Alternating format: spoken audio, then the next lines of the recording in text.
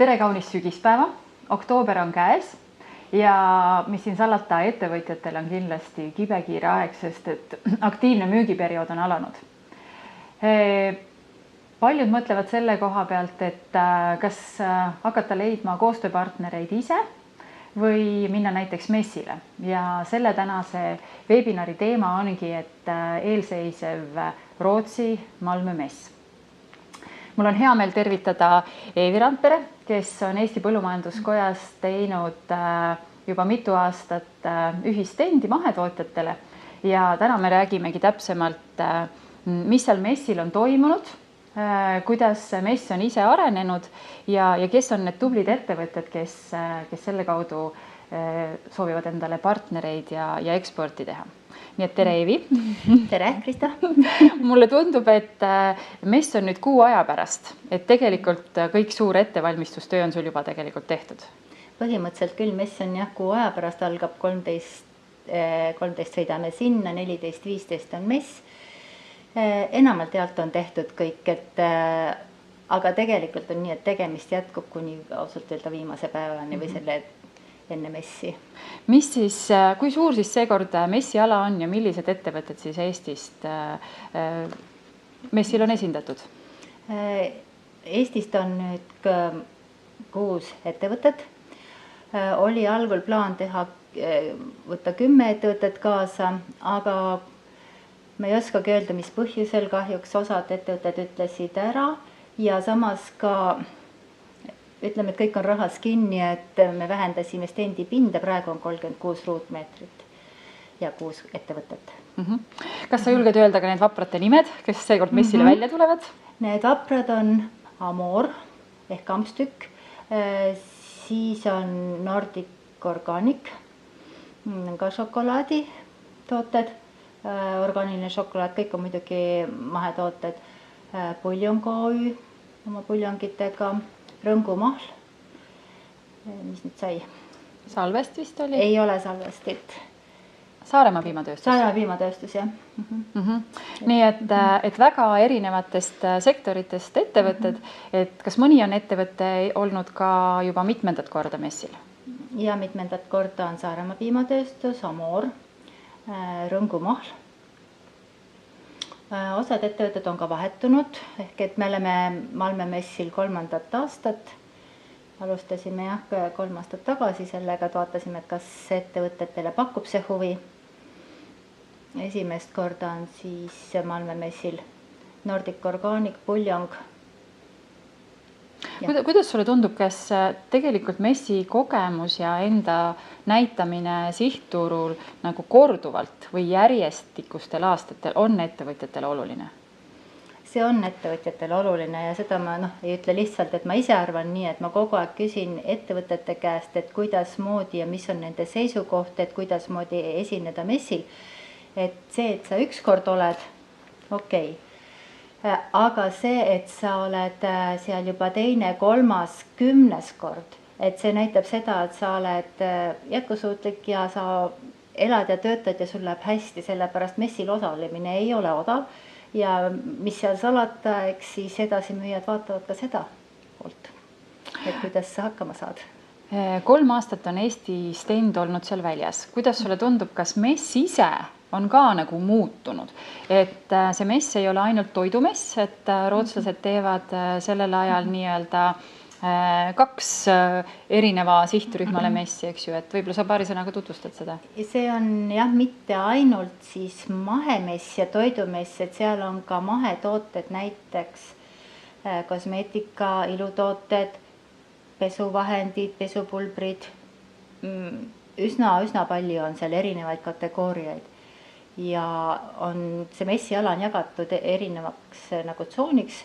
Seal ei ole nüüd suurt tara ees, aga erivärvi vaipadega on ära jagatud, et kus on ainult need tooted, mis on siis näiteks toidutooted on siis mahesertifikaadiga, siis on Natural Scandinavia, see on siis sellised huvitavamad tooted, mis on üks aasta oli meil siis lihatooted, mis on siis ulukilihastooted ja snäkid, et sellised tooted väljas. Et ulukilihale otseselt mahesertifikaati ei saa anda, aga et kuna ta on siis puhtast loodusest, Eesti puhtast metsast, siis see kvalifitseerus sinna. Nii et messil võib leida siis 2 ala, üks on siis toidu ja teine on looduskosmeetika ja puhastusvahendid ja siis on veel selline tundmatu tsoon, mis on nagu sertifitseerimata toit, aga looduslik või puhas. Ütleme, et 3 ala on siis sellist, et just see kosmeetika läheb, mis läheb toidu osast väljas, toidu osas on 2 ala ja siis pluss kosmeetika. Kas see mess on iseenesest arenenud suuremaks ka või põnevamaks või on seal mingisuguseid tegevusi, mis lisaks nii-öelda eksponentide külastusele võiks nagu, kes lihtsalt tuleb vaatama ja partnerid otsima midagi huvi pakkuda?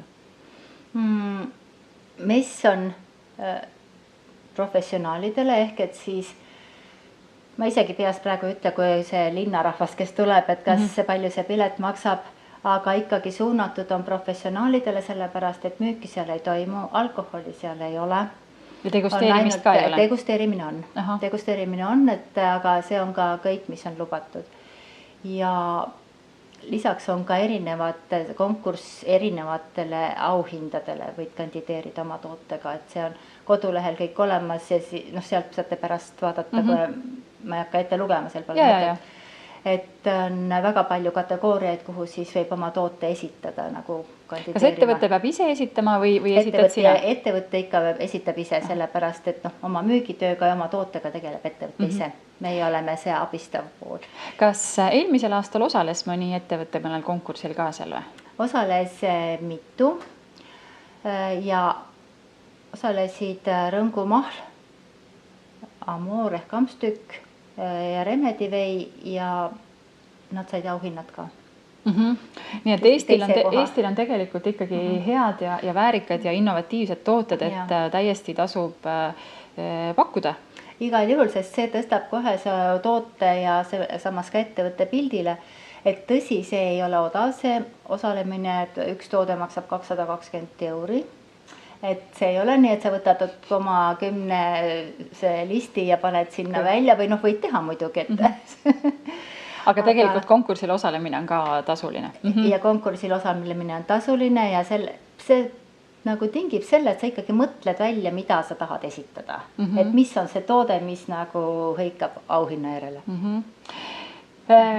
Ma saan aru, et sellel aastal on meil tegelikult mahetootjatele 2 suuremat messi olnud ja siis see teine mess on nagu tulemas ja aasta alguses oli Biovach ja sügisel nüüd siis Rootsi Malmömess. Ja täna tegelikult saame öelda, et mahetootjate stendiala ei ole suurenenud, eks ju. Et ma arvan, et see on see koht, kus ettevõtjad vajavad tuge ja teadmist, et järgmisel aastal natukene hoogsamalt mõelda oma siis müügitegevuse peale, et olgu ta siis nagu otsemüük või siis ka läbi messi, eks ju. Et millised oleksid sinu soovitused täna nendele ettevõtjatele, kes võib-olla ei osalenud seal või nii-öelda annulleerisid oma osalemise messil, et kuidas nad peaksid olema paremini ettevalmistatud, et miks tulla ikkagi messile? Selle peab nüüd ettevõtte ikkagi ise välja mõtlema ka, mis on tema kontseptsioon, kuhu turule ta tahab jõuda, sellepärast, et ütleme, kui see mess, Malmö-mess on Rootsis, edasimüüjad on üle Skandinaavia maa, on ka, olen näinud seal Hiinast, Ameerikast, nii et see ei ole ainult Põhjamaade. Aga samas peab olema visioon endale, et kuhu ma tahan jõuda, sest meil on ka äraütlemisi sellepärast, et ettevõte ütleb, et mul ei ole seda võimekust, et osaleda messil ja kõige selle järgnevaga toime tulla, sellepärast mess on ainult üks väike samm. Ja sa hakkad läbi töötama neid kontakte. Ma ei tea, kui 30-1 tuleb sulle, on juba väga hästi tegelikult, aga see on väga-väga suur töö ja eks ettevõte hindab seda nagu adekvaatselt, et kas ta suudab sellega hakkama saada või ei. Ja see on, et kui sa saad juba ühe mingi saadetise ära saadetud, siis ei ole just nii, et nüüd on kõik korras. See järjepidev töö, et ma ei oska soovitusi anda, sest et ma ei ole see turunduskoolitaja, aga ma tean seda, et ettevõtted, kes käivad messil järjepidevalt, ütlevad, et see on oluline olla pildis. Näidata ennast, et ma olin eelmine aasta, ma olin 3 aastat tagasi, ma olen tänavu jälle ja tõenäoliselt tulen jälle, sest ma saan siin kinnitada oma kontakte, mis me juba siin 2 aastat saime kokku ja rääkisime ja kuidas meil äri läheb ja et see on seal oluline. Nii et igal juhul ettevalmistus ekspordiks ja selle võimekuse ja tarneahela kindluse loomine peab olema ettevõttel ikkagi ennem olemas.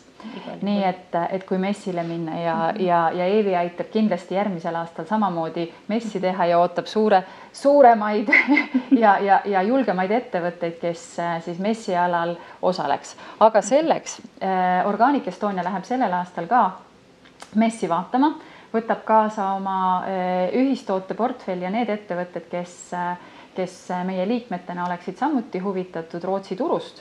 Nii et sellel teemal me räägime edasi, aga messi koha pealt tahame öelda seda, et kui mess on läbi, siis oluline on teada saada, millised on messi õppetunnid ja kogemused, mida ettevõtjad tegelikult seal kuulsid, nägid ja kuidas messi korraldust ja ettevõtete valmidust järgmises aastas paremini teha. Selleks me koos Eeviga korraldame 29. novembril kella 1-5 sellise Malmö messi ekspordi ümarlaua. See on siis nendele ettevõtetele, kes osalesid, saavad tulla rääkima oma kogemusest ja teistele ettevõtetele, kes tahaks Rootsi turule minna või järgmisel aastal messile, saaksid ennast paremini ette valmistada. Nii et meie Eeviga ootaksime siis teid, kes saab tulla, tulge messi vaatama ise ja kes ei saa tulla, siis tulge osalege nii-öelda messi ekspordi ümarlaual 29. novembril ja siis kuulete, kuidas paremini ettevõtet ette valmistada ja millised on head kogemused messil enda müümisel. Nii et suur aitäh kõigile ja järgmise korrani. Aitäh!